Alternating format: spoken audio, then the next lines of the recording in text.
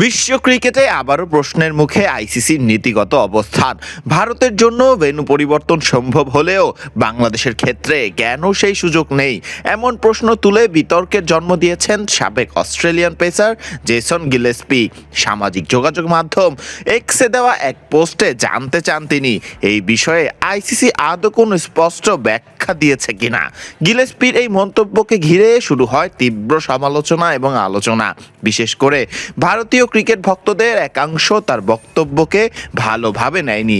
সামাজিক মাধ্যমে শুরু হয় সমালোচনা ও ব্যক্তিগত আক্রমণ, যার জের ধরে শেষ পর্যন্ত পোস্টটি মুছে ফেলতে বাধ্য হয়েছেন গিলেস্পি। ঘটনার পেছনে প্রেক্ষাপটটা বেশ গুরুত্বপূর্ণ। নিরাপত্তাজনিত কারণ দেখিয়ে ভারতের পক্ষ থেকে বাংলাদেশি পেসার মুস্তাফিজুর রহমানকে আইপিএল থেকে বাদ দেওয়ার সিদ্ধান্ত নেওয়া হয়।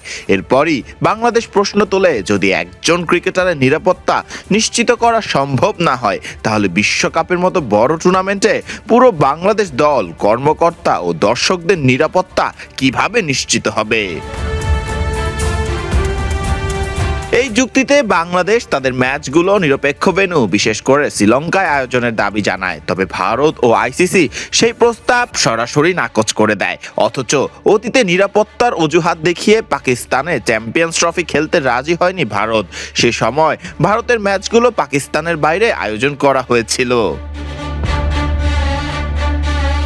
এই দ্বৈত মানদণ্ডের দিকটাই তুলে ধরেন জেসন গিলেস্পি। তিনি বলেন, বাংলাদেশকে কেন একই সুবিধা দেওয়া হচ্ছে না তা বোধগম্য নয়।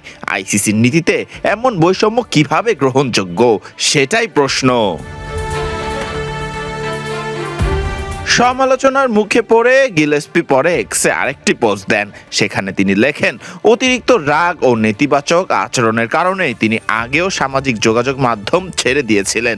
একটি সাধারণ প্রশ্ন করলেই যেভাবে আক্রমণের শিকার হতে হয় তা হতাশাজনক বলেও তিনি উল্লেখ করেন। এই ইস্যুতে গিলেস্পির আগেই সরব হয়েছিলেন পাকিস্তানের সাবেক অধিনায়ক শহীদ আফ্রিদি। বাংলাদেশের বিষয়ে আইসিসির অবস্থানকে ধারাবাহিকহীন ব্যাখ্যা দিয়ে তিনি বলেন, ভারতের নিরাপত্তা উদ্বেগ যদি গুরুত্ব পায়, তাহলে বাংলাদেশের ক্ষেত্রেও একই মানদণ্ড প্রযোজ্য হওয়া উচিত। ফরদিন রহমান সকাল, বিডি ক্রিক টাইম।